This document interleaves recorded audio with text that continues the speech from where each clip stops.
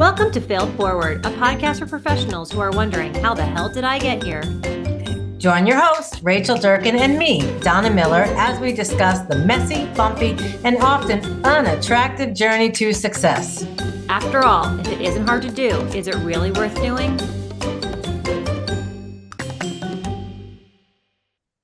Hello, everyone, and welcome to Failed Forward, a podcast for those of us wondering, how the hell did I get here?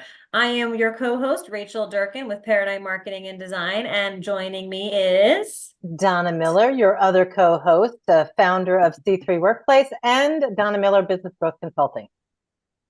And today we have joining us Kim Luthy, our good friend and colleague. Kim, tell us a little bit about yourself. So I guess I'm supposed, my name is Kim Luthy, and the question is, who are you and what do you do? I think that's kind of where you want me to go with this. You may be overcomplicating that, but go ahead, run with it. Well, I guess that, this is Who what are we you, do. Kim, and what do you do? Yeah, well, we overthink these things, right? And so thank you, Donna, for bringing me back to ground zero here. Who am I? I am a wife, a mother. I started to jot these things down. I thought I was singing Alanis Morissette song. I'm a wife, I'm a mother, I'm an entrepreneur, I'm an advocate, I'm a friend, a student, I'm a teacher, but most importantly, I'm a badass. How's that? How's that? And what do I do? I am the director of wealth planning for Synthesis Wealth, but I am a certified financial planner. I'm certified in long-term care. I'm a certified divorce analyst and certified in mutual funds. But what I do is help clients find clarity and confidence. Period. I mean, life is really, really hard, right? So, if you're not planning, then you're probably going to wind up somewhere else than you expected to be. So I really just wanted to, say that I want to have a lot of fun while we're doing this. So I'm fun throughout the journey, but man, I'm serious about making sure people live the life that they need and deserve. So Kim, how the hell did you get here? Oh, shit. Right? Like you didn't I don't know, because I think, out. before we started recording, we're talking about, our age and, the life lessons. And I know we're going to talk about some of those. I don't know. It's a blur. Sometimes it's a blur, and other times it feels like it took so long. How did you get from Woodstock to where you are today is what I want to know. Not the original Woodstock. Let's be clear. I went to the one in the 90s. Yeah. How did I get here? Sometimes with quantum leaps, sometimes with baby steps. Sometimes I took 3 steps forward and 2 steps back. I got here through my mindset, with my attitude of the glass is half full, not half empty. Refillable. Yeah, and refillable. And I got here with grit.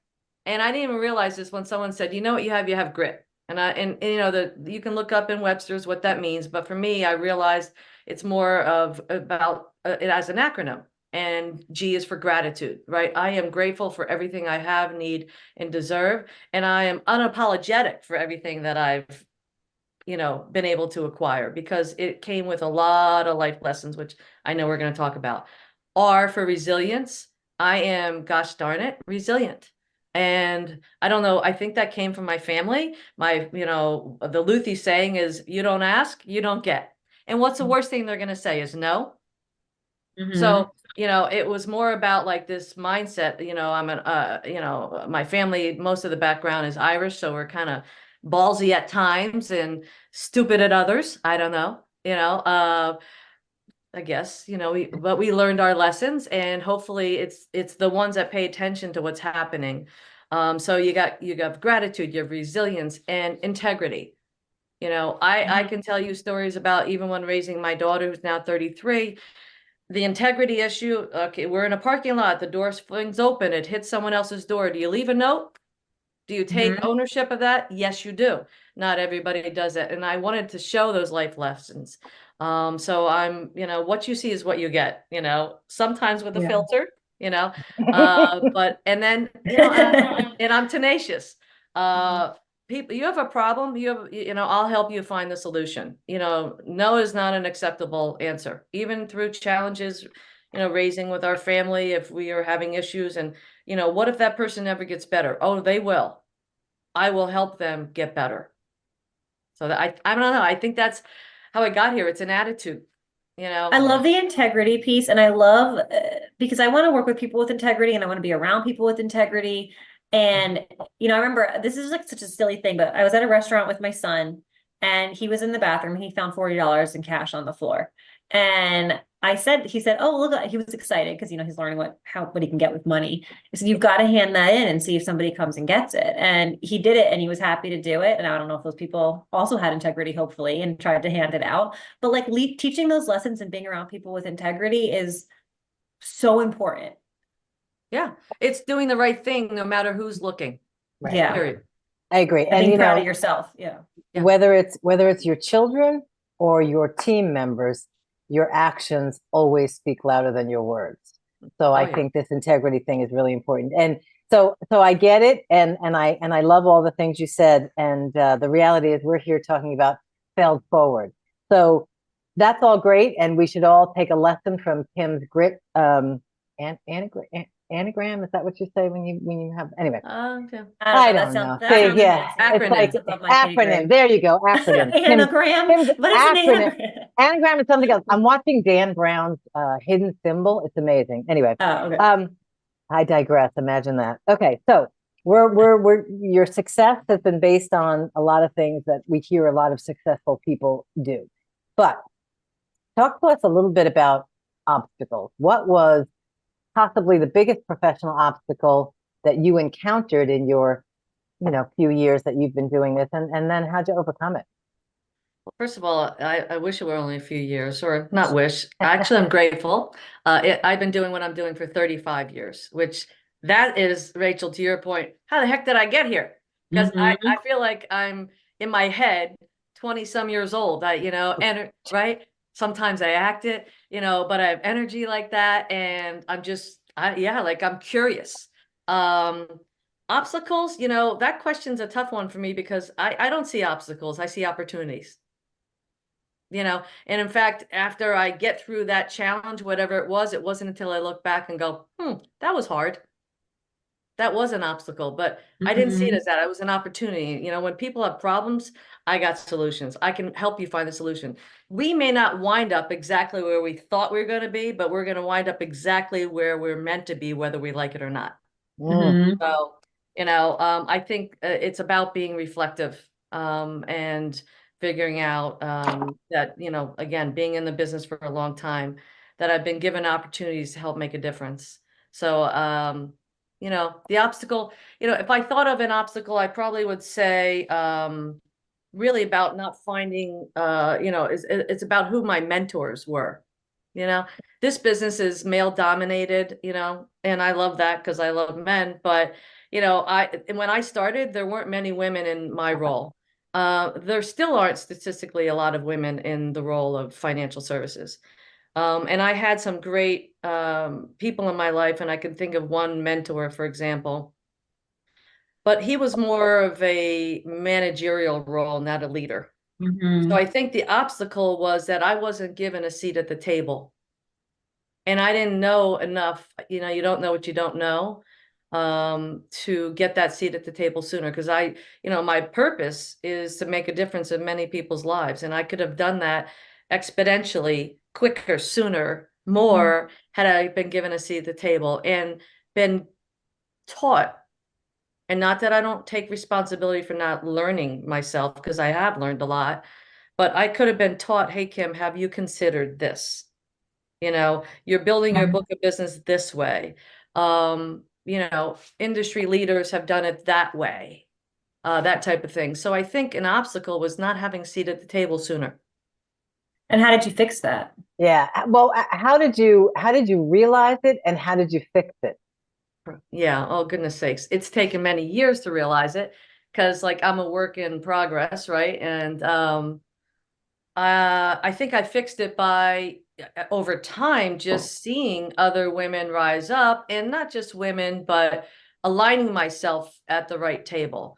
Being here with you guys. I mean, I wouldn't be here today if it weren't for the life's challenges and obstacles that have happened, that have already happened. So, how did I fix it? I started aligning myself with other people, trailblazers, people who believed in quantum leap, people who didn't operate out of the fear of failure versus a fear of success. You know, um, Mm. surround myself with other like-minded go-givers. And not that I wasn't, because if we're a sum of the five closest people around us, who are we hanging out with? I mean, certainly in our 20s, right? We had some questionable fivers there. Not me, no. Not you, no, of course, not you, right? And I think it's because I have failed many times, both personally and professionally. Relationship wise, so I go talk to somebody about that. Like, what is going on in my head? What happened? And not that I'm going to put any blame on my childhood, but, look, we are who we are because of the way we were raised. It's particularly about financial choices. We all come to the Mm. table with a different set of money story, right? Some people grew up having a lot, so they spend it because, oh, hell, they expect to have more. Or some people grew up having less, and so now they're going to hoard it. So I need to find that balance. So, what was the question? What was the obstacle? I don't know. They're all opportunities. I think you're failing forward every single day. And if you're not living life. I love your lesson though around who you surround yourself with. I was reading an article or study that said, and this goes for employees, this goes for yourself and your children. When you are with a low performer or you have a low performer in your organization, other people's performance goes down 30%. And when you bring a high performer into the group, other people's performance goes up 15%. So there's like there's an association that changes the way people perform. And so who we surround ourselves with is such an important lesson. And that goes for your employees, your mentors, your colleagues, your mastermind, your kids, and who they're surrounding themselves with. I love that. Yeah, it's about leveling up. How do you level up? Because Donna, you guys know I like pickleball, and in order to get better, I have to play with people who are better, right? And the obstacle is for me is putting myself, first of all, letting them let me play with them because they want a more competitive game, and if I'm bringing it down, they're not going to enjoy it. So maybe I need to do some work behind the scenes, some lessons privately or something like that. Invest in myself. Mm. Yeah. So Invest in myself. That's a great business concept. I think we all have to do that. So how, and I'm not sure we actually covered this. I mean, I think I kind of know the answer, but when you think about, because I had the same challenge. I literally remember going onto a board, sitting at a table with the president of the organization and someone else going onto the board, and they were having this conversation, and I just kept feeling smaller and smaller. And I was like, I wait don't a know what's second, going on. I Yeah. earned my seat at this table. So for me, there was a moment where I was like, I have been sitting at the wrong table. And then I consciously went out and sought the table I wanted to sit at. And when I didn't fully find it, I built it. So what was, and we talk about all this failing forward, but the common theme is, to me, failing forward is simply another way of saying learning. I mean, how do you learn without making mistakes? So how did you up level your table, Kim, specifically? well, I started hanging out with people like you, Donna, and you, Rachel. um I think I put myself out there. I started networking a little bit more. If there was a guy in my business, if it took 10 call back in the day, you would cold call, right, to build a book. If you had to make 10 calls to get 3 appointments to make 1 sale. So that means I need to get out more, right? And put myself out of my comfort zone, and also master the art of not staying in a conversation too long. Because that's exhausting. And also, I know there's strategies like people all want to, if you have the energy and people like, oh, we should get together, we should hang out, or we should talk, or blah, blah. That's great. Why don't you call me? Yeah. Because I used to like follow up and follow up and follow up. And then because I thought, oh, this is an opportunity. This is a lead. No, it's not. You're just wasting your time. Not everything And is an time is your opportunity. most Yeah. valuable asset. And I don't know that I knew that in my 20s or 30s, but I certainly learned it by, closer to my 40s and 50s. And I'm still in my 50s, but not for long. So I think it was about getting out of my comfort zone. Mhm. I probably could have leveled up quicker if I read more. Mhm. You know, as a single parent for most of my life, life was busy, Yeah. and a lot of people relied on me. And by the way, I didn't learn that no is a complete sentence soon enough, right? And that if I had said no or set boundaries about who I hang with, why I can't go to that, you know, it's even when I started, you know, introducing a new person into my life that my family got put off because I wasn't as available to do the things that they needed or thought I could do. And I had to say, no, this is my time. So you know, I leveled up by kind of getting out of my comfort zone, setting boundaries, saying no. Um, and even though I regret not reading as much as I used to, I think I come from, I don't know if it's a problem, but I have an overabundance of common sense. And, you Mm. know, I scratch my head at when people do things. I'm like, oh my God, you know, you're going to have to repeat that, don't you? So you Yeah. must not value your time. Hmm.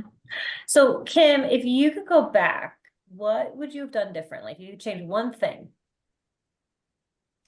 One thing, gosh, there's so many things I could have changed. You know what? I'm going to say this, maybe not much, because what I am, who I am, what I stand for, is what got me here today. Mm. Um, Good answer. I am proud of the fact that what I didn't change were my values. I never Lovely. compromised, Yeah. right? I still operate, you know, and we've talked about this, I guess, off camera, that your values can change with the seasons, but your core values, right? Kindness, like always open that door, smile, put people on their heels when Mhm. they're not expecting it. You know, I was at a diner not too long ago, and this gentleman sat next to me, or I sat next to this gentleman, older guy.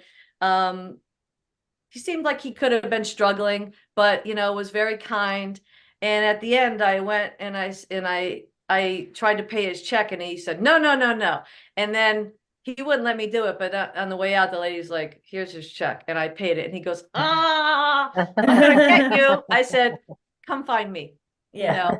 know, I never compromise my core values, kindness and being generous. Right? I feel like the more I give, the more I get. And that's not like a motto to give more. It's just what happens. And even times in my most challenging times, the less I had, the happier I was. So we can complicate our lives with things and too many Mhm. people. And I can, you know, I have 1,000 acquaintances, but I only want to have a few friends, a few close friends, because Handful. my time is so valuable. You know, Mhm. when I have a son who was on life support at one point, fully recovered, God bless. But it was then I realized, like, holy crow, this could end tomorrow. And then I'm going to be a completely different person. So, I don't know. Did I answer your question, Donna? You know, It did. It did. And I love the fact that you wouldn't change anything, because the truth is we are who we are because of everything we went through, successes and failures. So, Kim, we're delighted that you could join us here today. Tell us, how can our audience reach you? You can go to our website, which is, and do I have to say www.synthesiswealth.com? You Well, you can, just did. So, I know, but I just say I'm teasing about that because everyone's like www, the World Wide Web. You can call me 973-601-5020. My cell phone, I'll even give that to you because I love talking. And so, you know, if you want to chat, I can, if it's not a good time for me, I'll set the boundary and call you back. 973-919-2161. Or you can email me at kluthy, Luthy at synthesis, synthesis wealth.com. And here's what I'm going to say. Call me Apsa-frickin-Luthy. So that was the B rated version for you people. I just did these things. Thank you. We didn't have to bleep it. well, thank you, Kim. And that's a wrap for today. Thank you very much. Thanks for coming.